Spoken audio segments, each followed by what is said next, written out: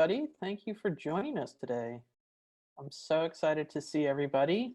My name is Aileen Gallagher. I'm an associate professor in the magazine, news, and digital journalism program. And I welcome our alumni, our current students, our friends of SU, friends of Newhouse, and thank you all for coming. And I especially welcome my friend and former classmate, Meredith Goldstein, class of 1999. That's right. 8, 9? Okay, good. So Meredith is an advice columnist and features reporter for the Boston Globe. She's also the author of 3 books: The Singles, a novel based on an SU classmate's wedding; Can't Help Myself, a memoir; and a YA novel called Chemistry Lessons. When she's not writing, Meredith is also podcasting, and you can find 3 seasons of the Love Letters podcast on Spotify and wherever else you get your podcasts. If you're looking for some love during this coronavirus season, you can at least listen to a podcast about it. So we promised this would be in part a live advice session. So you can start putting your questions in the chat and they will come funneled to me, and I'll just kick it off with a couple of my own for Meredith, if that's okay. So how are you doing today, Meredith? I'm okay. It took me 20 minutes to hang this towel. Do you love it? I can tell. It was such, right. And at some point during this this hour, it will fall down. So just prepare yourself for that. But it gave me a really nice project today. So Excellent. So where are you coronavirusing? I am coronavirusing in my apartment in Boston, and I'm lucky enough to live in Jamaica Plain, which is a neighborhood that does have some green settings, so I can walk without running into too many people. I do live alone, but I see other humans, and it's been 2 months since I've gone into a retail shop of any kind. So, you know, I have asthma, so I've got to be really extra careful about all of this stuff. And it's been an education about what it means to be by yourself a lot. So, and certainly an education as an advice columnist. So let's talk about that. So kind of take us back a little bit. How does, obviously every advice columnist's journey is different, but how did you become an advice columnist? Well, I went to Newhouse and I was trained to be a journalist. And I think part of loving journalism and wanting to be that kind of writer is you have to be interested in other people. I mean, it just kind of doesn't work unless you're very interested in other people's stories and how stories affect other people who aren't like you. And I think from the time I was very small, my interest in other people was about their personal lives. And not just because I'm a busybody, but also because I think I was trying to figure out how to do it. You know, other people made romantic relationships look so effortless and in some cases so difficult. So I was constantly trying to figure out, well, what does this mean? How does this work? And my mom was one of the first people to get divorced on the block. So I was looking at the perception of her and our family. So, you know, when I got to the Boston Globe, where I was writing features and some news, finally I started writing about social trends and how people were living in the era of Facebook becoming public, smartphones being invented. It went from being rude to text someone instead of calling them to being rude to call them instead of text someone, if that makes sense. Like, it was like right around that time. And I was writing a lot of stories about those trends. And finally I said to the Globe, like, let's have a local advice column because, you know, I'm from Maryland, but Boston people love Boston. And I just thought if there was a Boston advice column, you know, it would be this voyeuristic thing. And of course now Love Letters gets a lot of national and international letters, so I can't say it's just local, but I do think there's something inherently interesting about an advice column that has a regional feel. I mean, I think readers who like the column, even if they don't live here, they know I live here, and they know that I'm surrounded by people in Red Sox hats and all that kind of, you know, it's got a vibe in some ways. So I was very lucky that the Globe saw value. It took them a while to get there, but in writing about the way people are loving each other and relating to each other as opposed to just news. So the column started in 2009. So I have been doing this for all of my 30s and into my 40s. And Love Letters in particular had a really robust comment section, a really big community that grew out of it, that helped its popularity in Boston for sure and grow beyond that. So what do you think is kind of communal about advice? Well, I think one of the reasons it had such a robust comment section that mattered, because of course comment sections were newer and maybe they were less of garbage fireplaces that are scary, you know, back in the day, you know, 10 or more years ago. But I think also when you have a comments section on something that is regional, once again, there are national people who are on that comment section, but a lot of those people were local, and a lot of those people have been commenting for a full 10 years. So there was this weird idea of like, maybe the name is like Red Sox Girl 5, but maybe I know Red Sox Girl 5. Maybe I might meet Red Sox Girl 5. And that's why we started to have love letters events, because there were enough local readers that they were here. And we've actually had 2 marriages come out of the comment section, meaning commenters marrying each other. So that is fascinating to me, because that was certainly never part of the intent of the column, you know, matchmaking among commenters. I mean, maybe I thought I could set up letter writers at some point, but, you know, but I think that's a big piece of it. I think that we're in a world of audience engagement and people having opinions. And in some cases, it's better to shut that off so you can actually pay attention to the journalism. But in other cases, it's great to feel part of a community and to like feel like people are out there.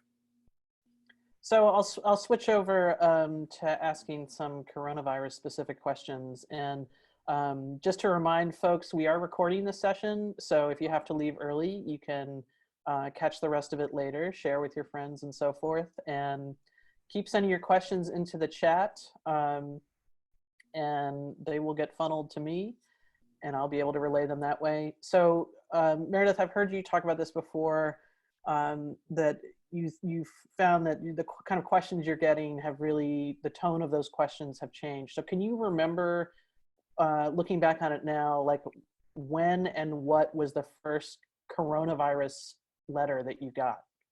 I think it was like right around March 12th. I mean, this is, I think for all of us, it's like right that week, where I remember I was driving to New York to see my sister, and I knew things were happening, but not to the extent that they were. And I was driving with a friend, and she looked at me and she said, "They've just called it a pandemic." And I was like, do I turn the car around? What do I do? And I wound up in New York for less than 24 hours. I walked into my sister's apartment and it all felt wrong. And I was like, I shouldn't be here. She started crying because she was like, wait, if you leave, when will I see you again? And you know, my sister and I are very close, right? And there was this point actually in the moment when you have a sister who's so close, she was like, do I go with you or do I stay with my husband? I was like, I think the answer is you stay with your husband. As an advice columnist, that's what I would say. And I drove back, and it was probably that same day that I started getting letters. And I worried as an advice columnist, very selfishly, well, maybe everybody's problems maybe my inbox is going to be empty because people aren't going to be dating. They're not going to be, you know, like running out of the house and meeting people, and everybody's just going to be sort of frozen. But that's not what happened. Suddenly, everybody got really introspective. The first questions that came in were very practical and not questions I could answer. They were questions that a doctor could answer maybe, or maybe even a doctor could not answer at that time. You know, it was sort of like, I want to see my boyfriend. We don't live together. He lives 20 minutes away. Is it safe to go there now? Like this simple thing. And I was like, shrug emoji. Like, I don't, you know, like, I don't know. I'm still trying to figure this out. And so is everybody else. You know, over time, like week 2, I started getting the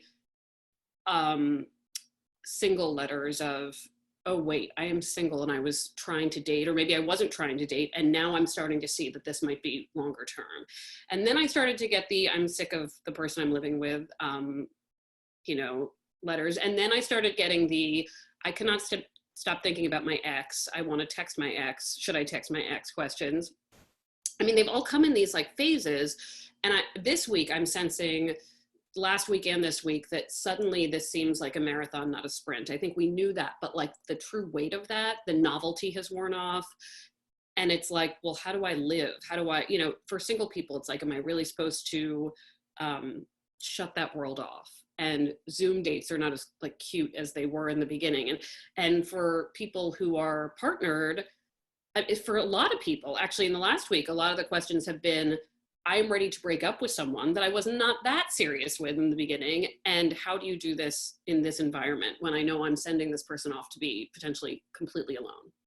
So it's like this weird evolution of letters, and a lot of them have been similar. Some of them have been very different. And, you know, for as many times as I hear, we're all in this together. Sure, we are. We all wish the best for each other, but some people have to go to work. Some people have lost jobs. Some people have toddlers who can't be left alone for a minute. We are not having the same experience in any way. And I just keep telling people in my actual life, and to some extent the couples who write in, like, no one was supposed to be good at this. So every time I hear from a couple, oh, like we're winning quarantine, we're so good at this, I'm like, great, that's wonderful. But if you're bad at it with your partner, like, who was ever supposed to be good at this? You know, this is not something we signed up for. And with that in mind, our first question comes from Kate, who's asking, how do I open up the communication between my family members? We're on top of each other, but not hearing each other, and really not being able to kind of fulfill each other's needs. So how can we get better at that? Well, I think there's this big, you know, it all depends on also your space, right? Like, are you in a 500 square foot apartment? Or I hate saying to somebody, like, go take a walk, and it turns out they live in the middle of the city and it's not safe to do that, right? So I find that there's a lot of pressure right now to assess in some spiritual way, like, how was today, right? This checking in and really talking. And I think that's because we're all having these existential thoughts about ourselves. Like, what do I like about my life? When I return to normal, whatever that means, what do I want to take with me? What do I want to shut out? We don't have to do that every day with our family. And it's why I am not a specialist in children at all. But what I have really advised people with couples, with kids, is that, like, what do you normally talk about? You talk about stuff that's happening. And if things are not happening, there are certainly things you can be watching. And I really want people to lower the rules on the screen time. Like, screen time comes in all different flavors, you know, like playing a video game is different than being on a screen to talk to a relative. So I think that when I find that I'm having trouble bonding with a friend who's far away or a family member, we start watching the same show, and suddenly there's a lot to talk about. It's like television, but it's still valuable. And these are like these sort of parasocial relationships we build with shows that we watch. And I think it can be such a low stakes, revealing topic to talk about with a loved one. So I know some of the commenters have made fun of me that I'm often like, go watch some television, but there's a reason for that, right? Which is that you get to know someone when you're watching The Wire all over again with them. You get to see, you know, animation in their face. I just think it's a great time to experience the same content when all other avenues seem locked up. And so a lot of our students left campus early and are now looking at months and months home with their families that they may not have anticipated, and a pretty big lifestyle change. So how do you think that, what can young people who find themselves living with their parents again, what are some things that they can do to make that easier? And then what are some things maybe that the parents can do to, acknowledge that there's a little bit of a shift in the family dynamic? Well, it would help, I think, if the parents start thinking about these people, truly to validate the loss here and to also validate the autonomy kids have gained. There's that awkward first summer home after college, like after freshman year, where you're like, wait a minute, I was just able to do all this stuff, and now you're telling me I have to like do X, Y, and Z. This makes no sense. Like, I remember that vividly.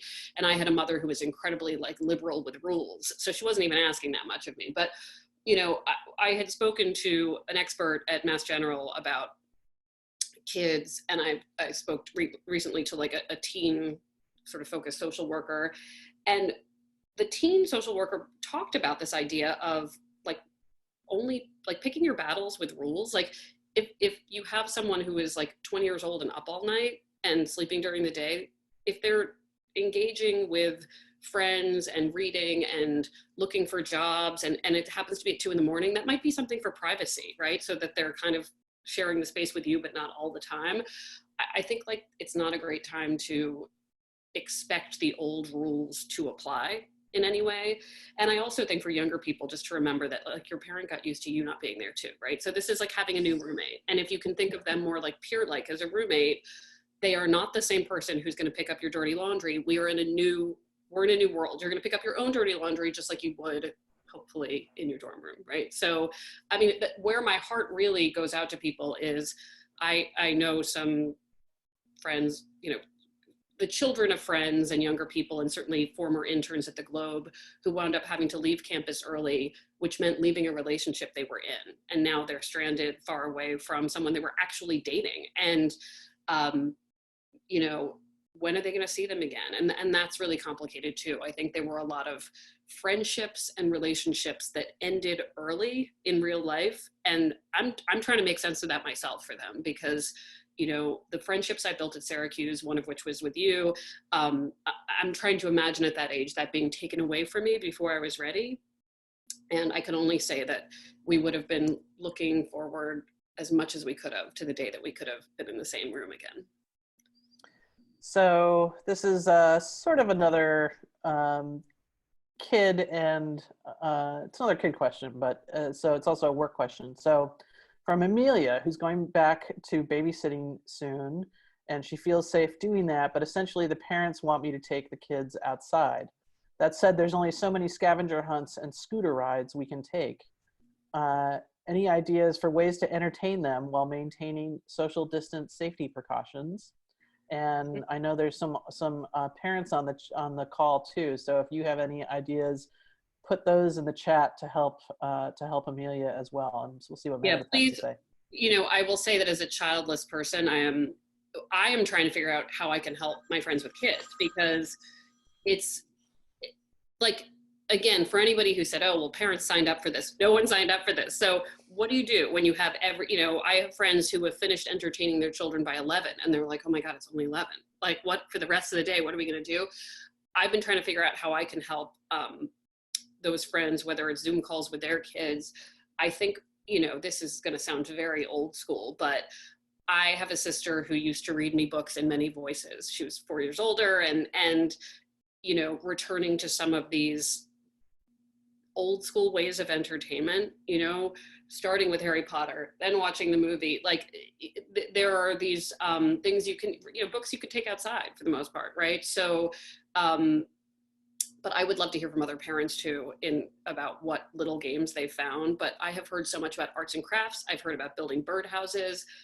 It's like, it reminds me of the 80s, right? Where I feel like when I was growing up, kids weren't as programmed with, at least I wasn't, because I wasn't athletic. So like there were maybe there was a piano lesson once a week, but every other day of the week I was a latchkey kid, and it was like, well, what now, right? So it was either TV or some weird craft. And I think pulling from any sort of childhood memory of what did we used to do? And I think often the answer for me is, well, I guess I was reading and I was being read too. So I think it's a favorite, and I will, you know, I'll never give that up with other people's kids, reading to their kids. So a question from Cheryl, who's asking, prior to the pandemic, or even now, do you get tired of people asking you for advice? Do you feel like you just want to shut that part of you off? And I am completely guilty of this. Often when I see Meredith, I bring her a problem, as well as like some hot tomato oil from Possibilities, but usually also accompanied by problems. So how do you handle that? I mean, I don't get sick of it. I think it's because it puts me in a good mood, not their problems. I'm not reveling in people's problems, but when I started writing love letters, I worried that, especially as a single person, it would make me very cynical, that I would, Possibilities indeed, you just commented. I worried that if you hear people's problems all day, you're like, oh, none of this works. What's the point? Everybody's miserable. But that's not the case, right? When people ask a question, especially of an advice columnist or a real mental health professional, it's because they're being thoughtful. So most of the time you get this sense of, oh, what I'm seeing in the world is great empathy. Even when it's somebody who writes in and says, I've cheated on my partner a million times and haven't told them, what am I going to do? I'm thinking, this person has taken a moment to self-evaluate and perhaps correct behavior and to change and to grow. So I don't get sick of it.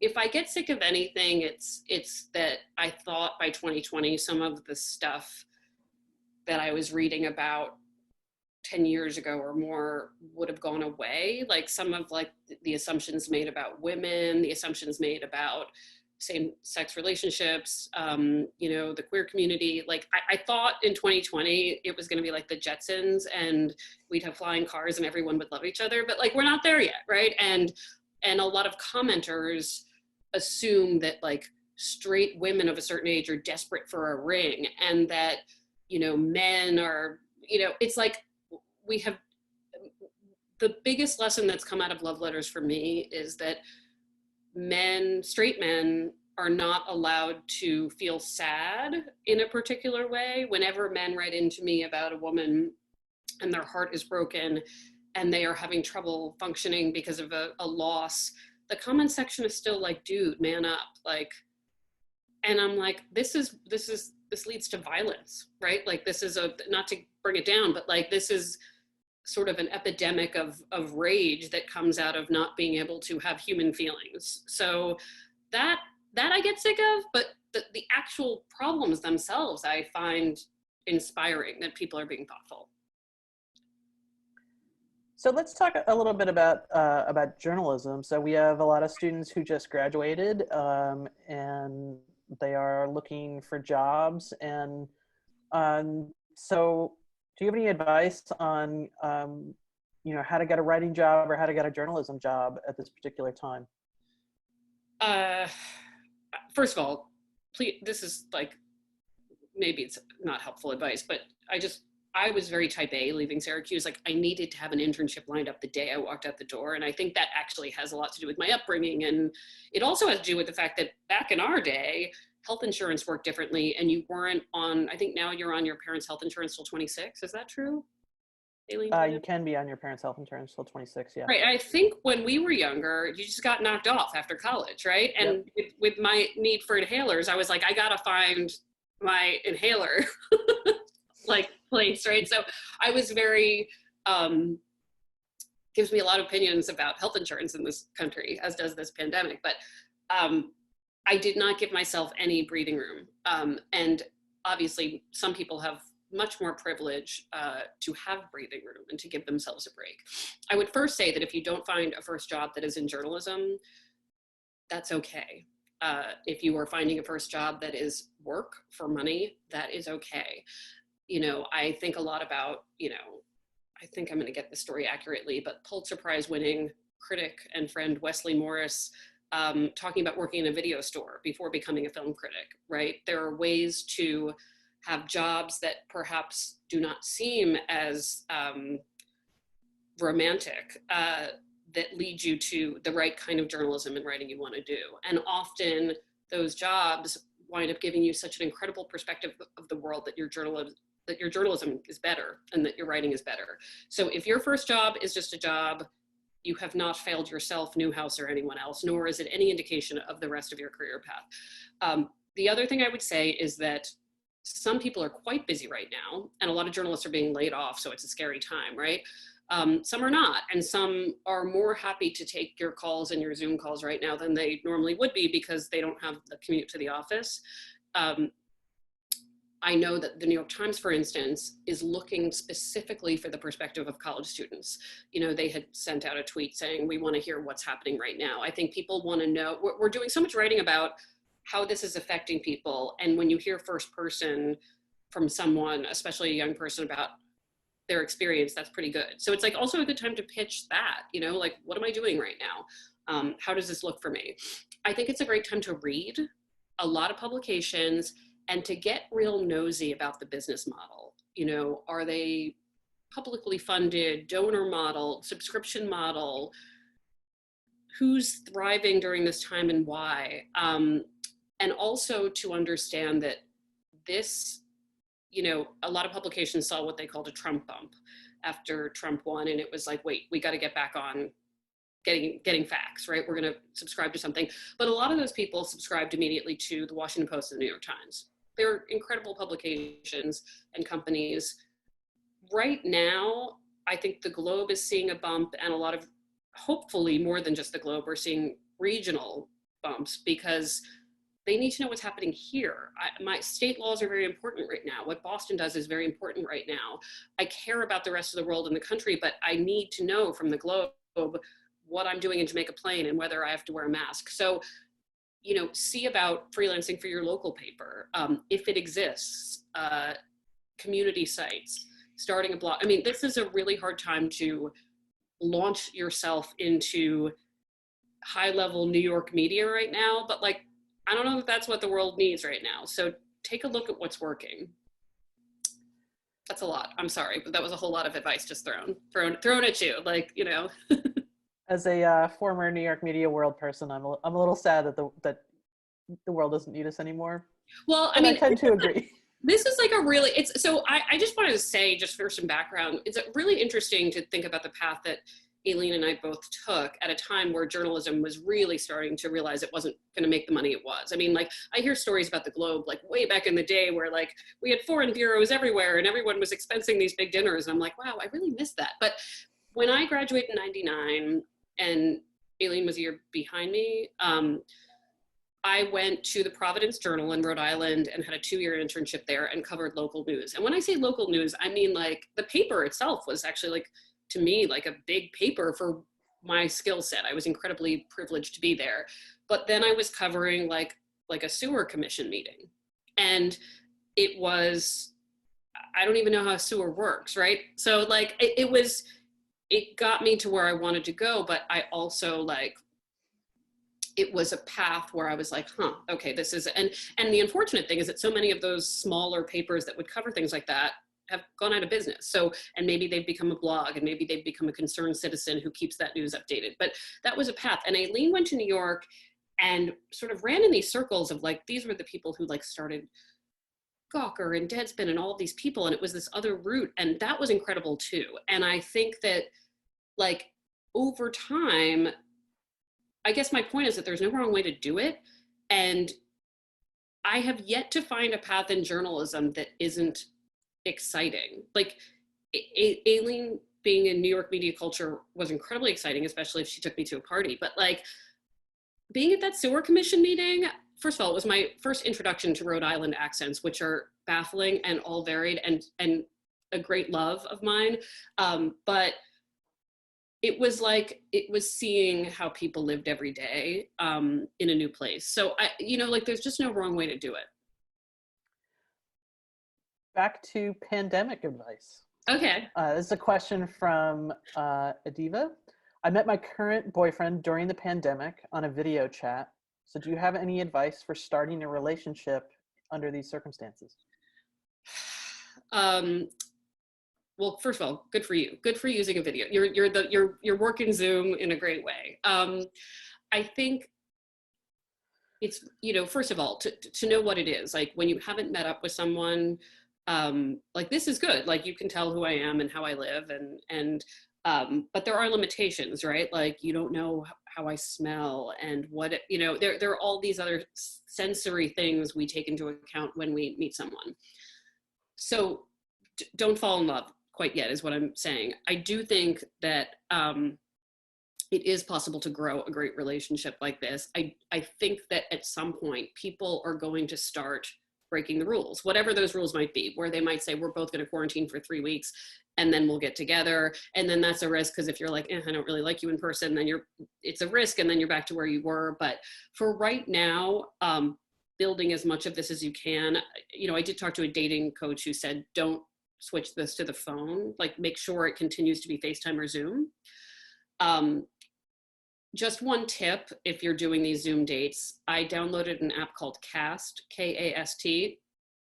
Maybe it's stolen all of my data. I have no idea, but I love it. And you can watch a movie or TV with someone in real time and talk to them through your computer as you're watching with no delay. And that to me has solved like 50% of my social problems because I'm such a movie and TV watcher that I can just sit, it's like having them on the couch as friends. Watching. So that's like a date night can be a movie night with that. But, I think at some point, all of these virtual online relationships that we're seeing, people are going to have to start making choices about whether they're going to open their bubble or not. And it's a big risk. It's like, is this person worthy? And how do you know? So that's a great segue into a question from Paul, who's wondering what your favorite pieces of culture, if you could make any recommendations about what you've been consuming and what's been making you feel better Well, during the coronavirus? I mean, Aileen knows that I'm a vampire person, so like, and it's weird. I have not turned to many vampire books yet, and movies, but I will, because that's usually my go-to for all anxiety. I like a vampire. It can be any vampire. Like, it can be Anne Rice, it can be Twilight, it can be What We Do in the Shadows. Like, just give me a vampire. I'm just started Alias, which I can't believe I did not watch at the time, because it is so me, and I love that Bradley Cooper plays not the romantic lead, like the guy you feel bad for. But I will tell you that in terms of relationship content, the show I often recommend to people is on Netflix. It's called Lovesick, and it's a show out of the UK. It's a comedy. It's about 20. It's a great show for right now. It's about early to mid 20 somethings in a friend group, and they're trying to figure out their dating lives. And when I saw that show, and it takes like 1 or 2 episodes, maybe 3, to like really get in there with it, I laughed, I cried, I developed intimate relationships with these characters. I cried when I finished it, but it's comedy, right? And I think it was a really great portrait of a close insular community of friends, and how they get through their losses and wins together. So Lovesick is on Netflix, is always my #1 choice right now. There's also a movie that I hope people aren't upset by it, but it's called The One I Love. It's with Elizabeth Moss and Mark Duplass, and I cannot tell you much about it other than it is about a couple that isolates, and that is all I will say about it. But I find it to be a great character study about marriage and what it means to be with the same person for a long time. So that one is called The One I Love. So it might not bring you like absolute peace like Lovesick will, but it is fascinating. And I like that there are all of these rom-coms that are now sort of streaming. The Incredible Jessica James is a great movie that I think takes on social media and dating in a way that's not cheesy and doesn't immediately feel outdated.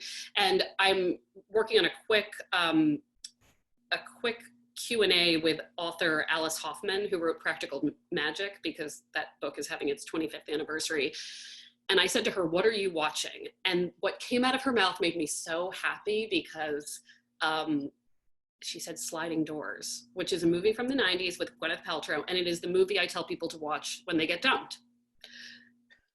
It's a great movie, and it makes you feel better. And I think also one of the last movies I saw in a theater was The Photograph. And it's a beautiful movie to look at, and sort of about multi-generational relationships. And I was sort of transported by it. So I know it's now streaming. So those are my picks. Thank you. Sarah says, I'm currently going through a lot of changes in my life. My current boyfriend and I are splitting up for non-quarantine related reasons. I'm moving into a new apartment and I'm looking for a new job. So how do I deal with a lot of uncertainty during a time that's already very uncertain?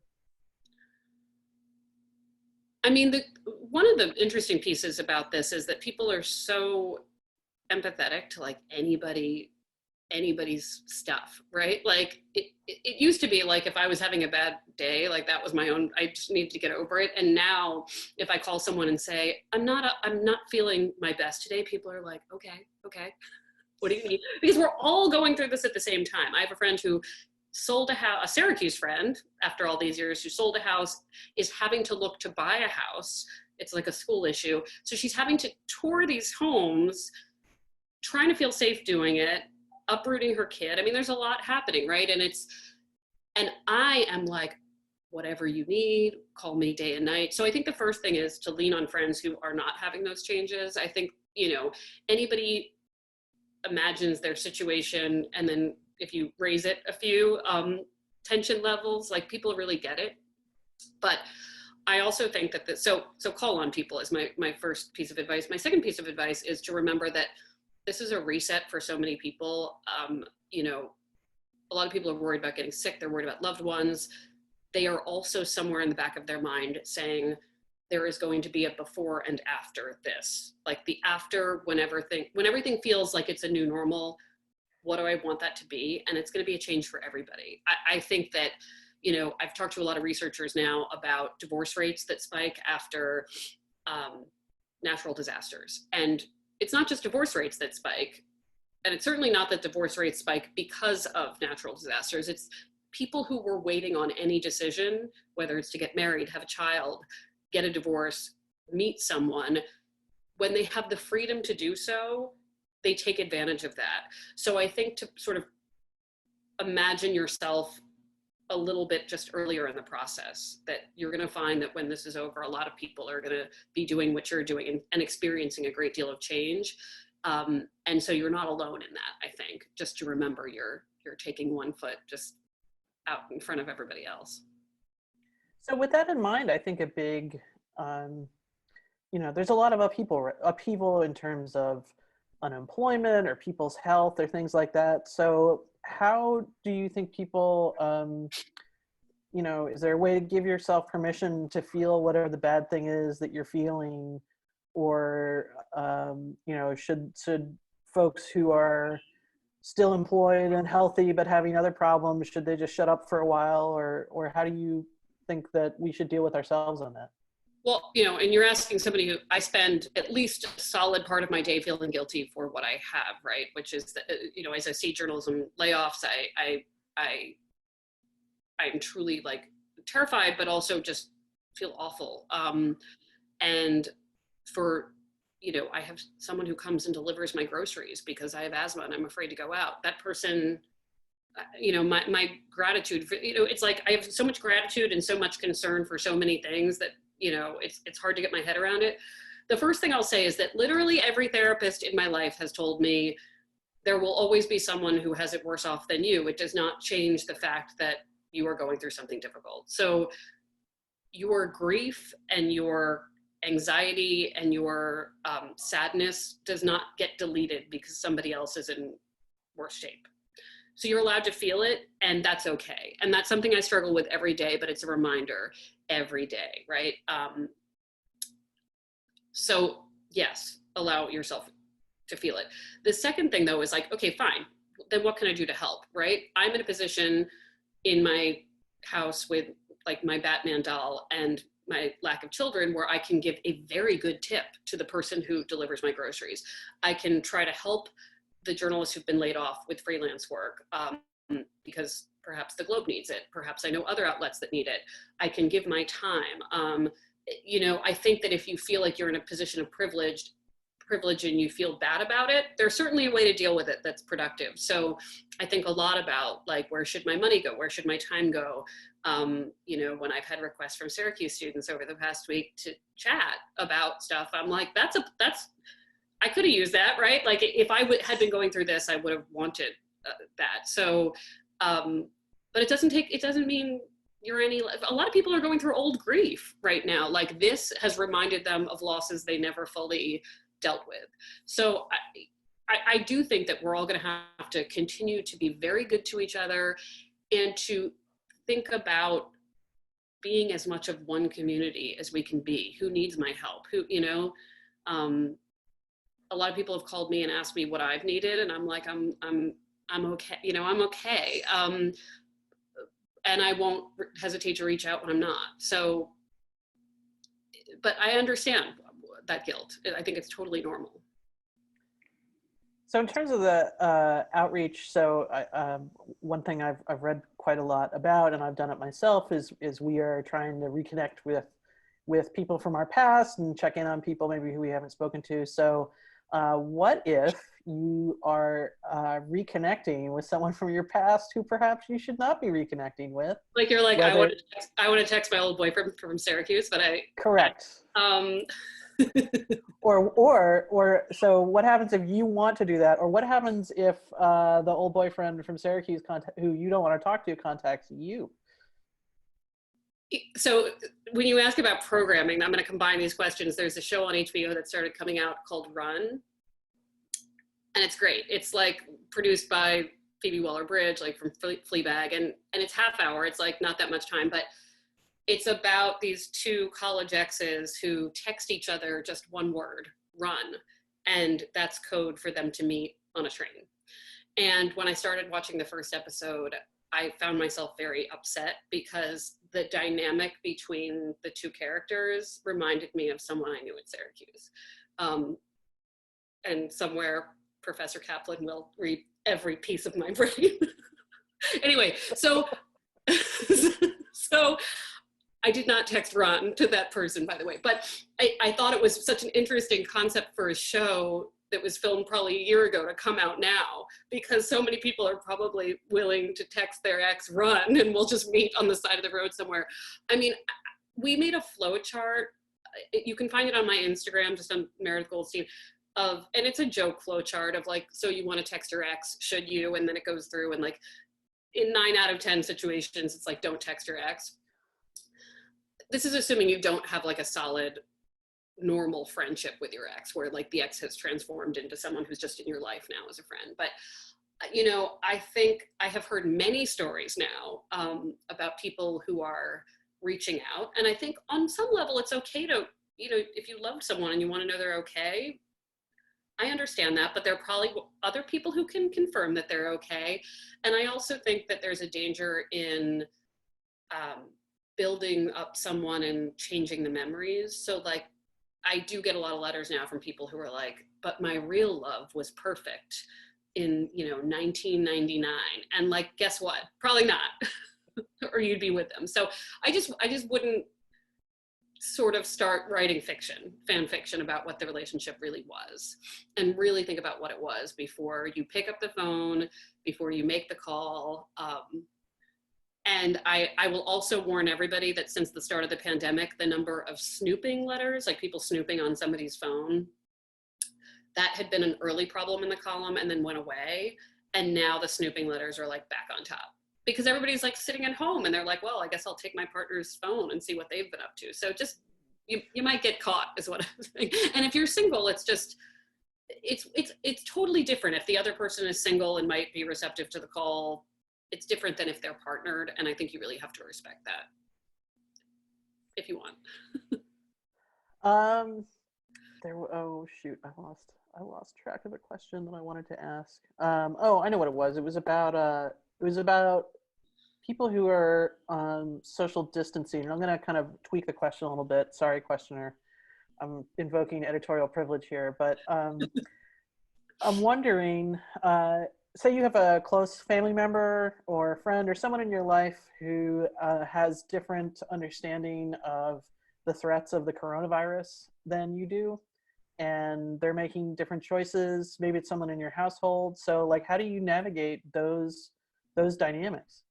That's one of my most common questions now too, which is like, you know, my partner won't wear a mask, or my partner, you know, I've heard I had one person tell me that their husband just kept leaving the house for these weird reasons, like went to buy a used kayak, like just, you know, maybe it wasn't a risk and it was an outside transaction, but she was just like, what? Just stop going outside.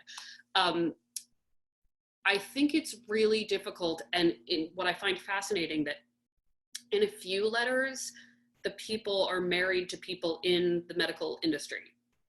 So they have someone who's working in a hospital every day, seeing patients and coming home, and in their mind, not taking the precautions to keep the people in their home safe.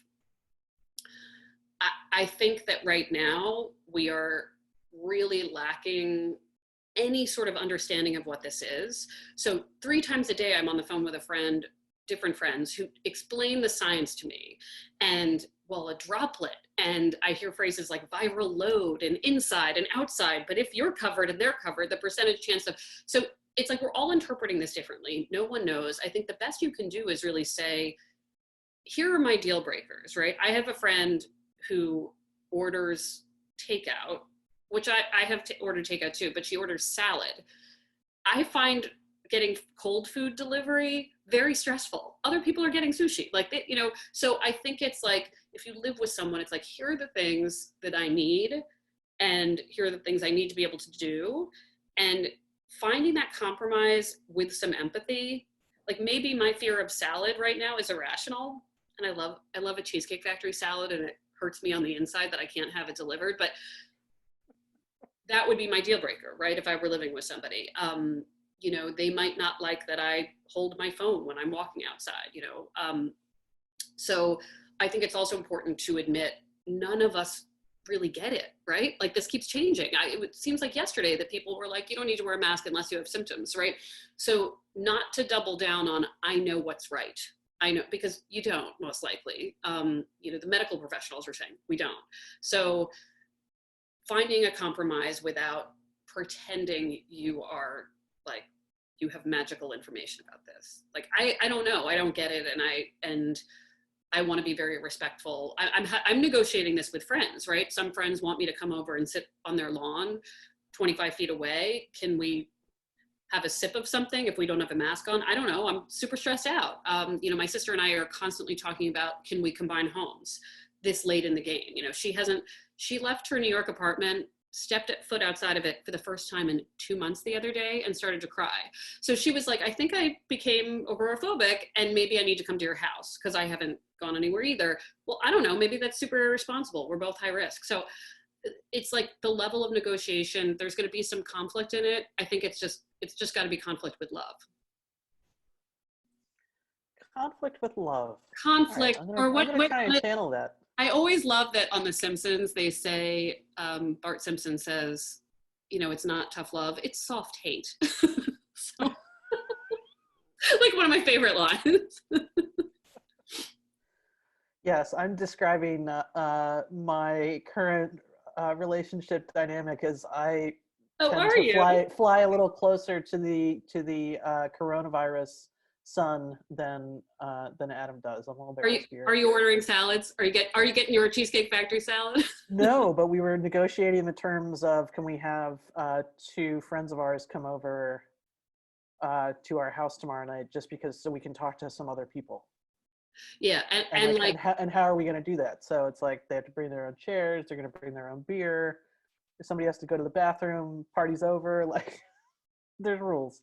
Yeah, I mean, there's so, and it's such a shame, because especially as a single person, like my favorite thing is to be able to see my friends with comfort, right? Like I did go to a friend's house last weekend and did sit 30 feet away, and it felt so stilted that I was like, why don't I, like, we couldn't quite figure out how to, I think if we were doing an activity, maybe walking, it would have been great, but I missed the ease with her. So I was like, oh, well, maybe it's better if I go home and call her, or maybe next time it's better if we are in a place where we can do an activity where there's some illusion of normalcy, because how often do we sit far away from our friends and scream at them through a mask? So it's weird. So on I'm sure you get a lot of letters that you don't even run, and some of those might be letters from people who are in pretty dangerous relationship situations, an abusive relationship or things like that. So Gina noted that there hasn't been a ton of media coverage of this, she thought, but that it's pretty critical. So what are you telling the people who are writing to you in those situations? It's complicated, right? Because I don't get a ton of those letters. I think I might have more in the beginning, because I think people know what an advice column is and what it's for. In the beginning, it was a little bit, it was like the demographic getting used to what kind of questions I would answer. I mean, the complicated thing for me is that when a question comes in and I'm concerned about the letter writer in a domestic situation, I have to worry about even writing the letter writer back, because I don't know who's checking that email.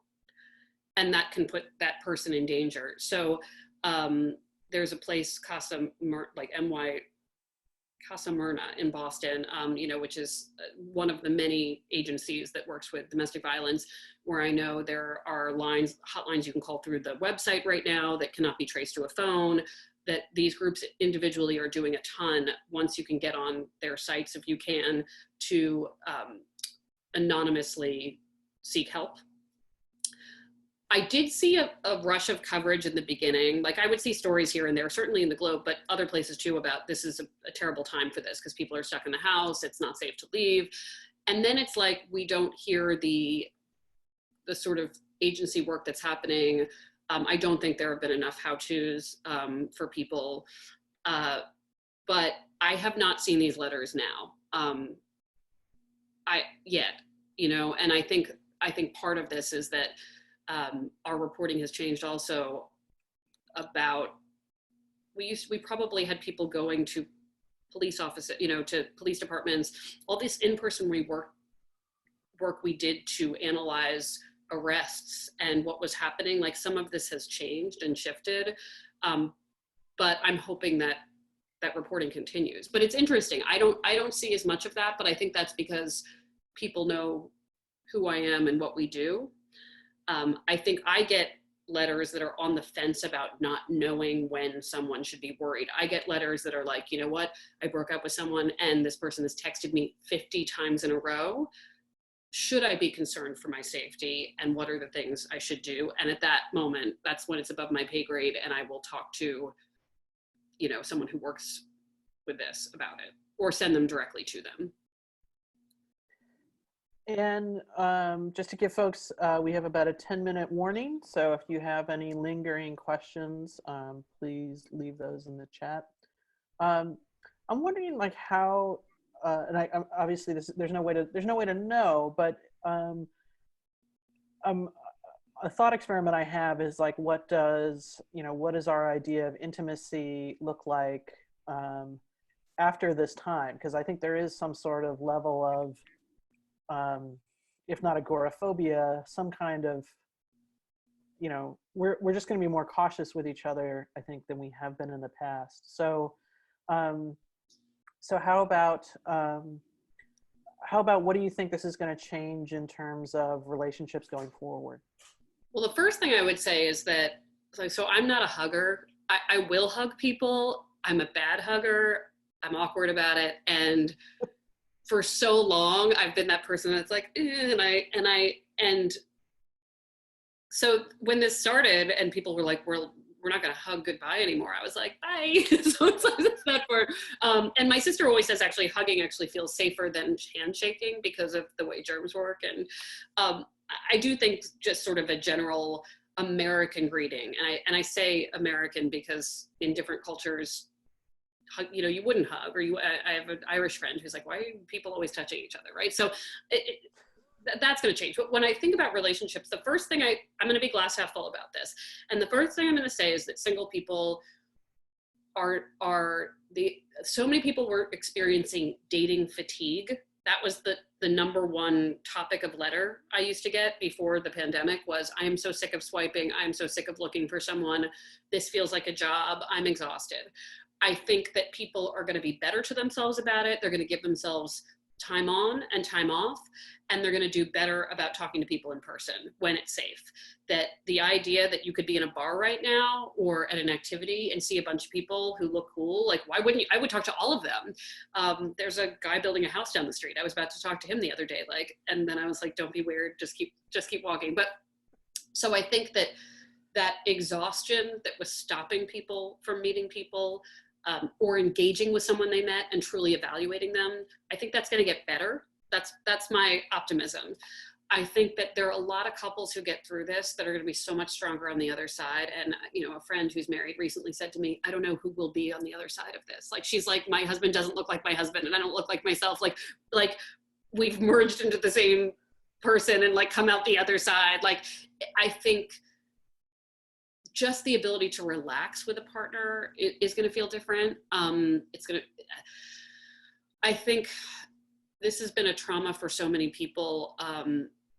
And I think I can only, you know, I think people who were in bad situations are going to feel motivated to get out. I think financially is a whole other question because we're going to be left with a ton of stress on couples. I think about couples with kids and school, and imagine the freedom of just like sending your kid to school right now. All of these things we took for granted. So I see the positives, but I think if anything, excuse me for being cheesy, but I think we're going to get a lot more human. I'm working on a story right now for the Globe magazine about AI and loneliness, and whether, I started writing this last year, by the way, you know, could AI technology truly help with just an epidemic of loneliness, especially in older people? And this pandemic has given me a quick answer, which was no. If I had like a robot boyfriend in this house, it wouldn't help.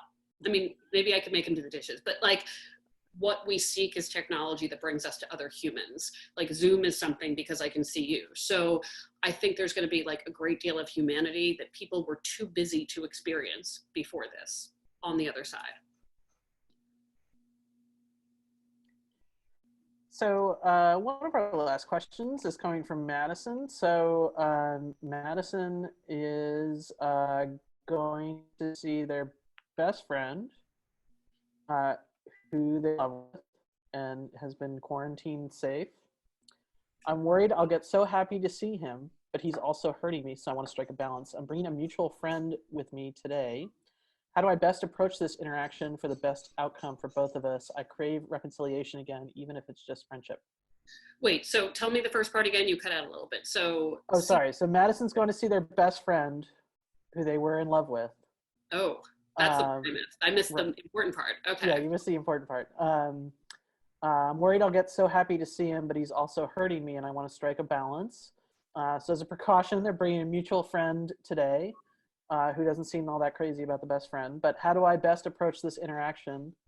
I crave reconciliation, even if we can just go back to being friends.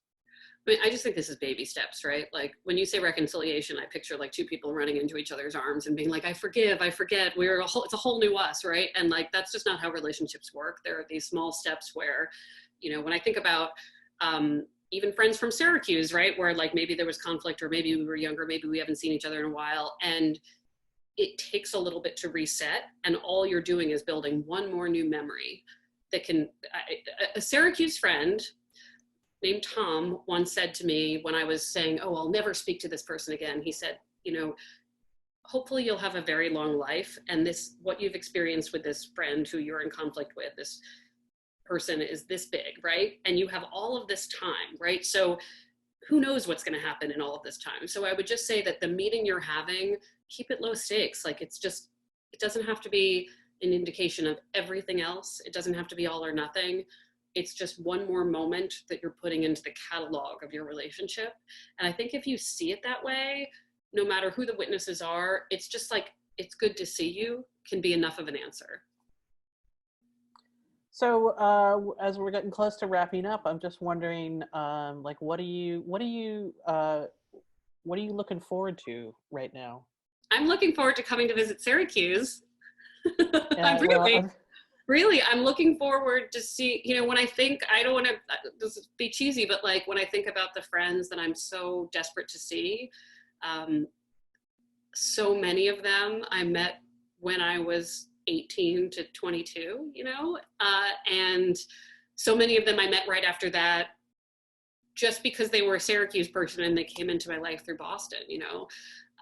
So I think that I will never take community for granted ever again. And I long to, I keep saying, like, when you think of your happy place of like, what is it? What is it going to look like when you can safely have no mask on, and where will you be? It's like me at a cheesecake factory, it's like a comfortable place for me. It's like church, surrounded by my Syracuse friends, maybe gossiping about each other. So that's what I look forward to. And I have to have faith that we'll get there. And in the meantime, I take everything I can get, like Zoom, online games, you know, lawn chairs a million feet away. I mean, I think we just can't lose that human connection during this. That is a great end note. I hope that we have the opportunity to do something that will generate gossip sometime soon. Right now, it's a little bit boring. Maybe I'll text a few exes and then. Definitely, and then give me a call. It was so great to see everyone today. I'm especially grateful. I know that there's a few former students of mine in here, so it was great to see everybody. Have a great day. It is sunny and beautiful in Syracuse, New York right now. So I'm gonna go sit outside on my front porch. And if you want, I'm always available by email, meredith.goldstein@globe for any students. And Love Letters is just boston.com/loveletters. So I'm always around. Clearly, I'm always around now. Thanks so much, Mara. It was great to see everybody. Take care of yourselves.